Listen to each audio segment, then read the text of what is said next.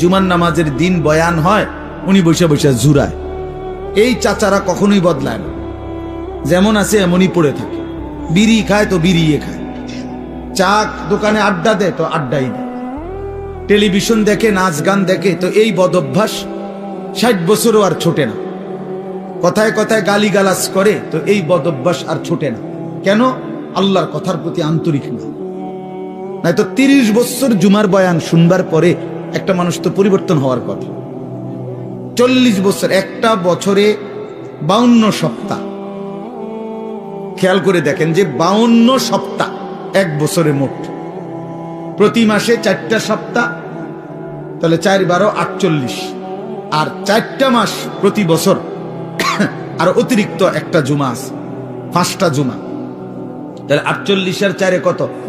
52 জুমা।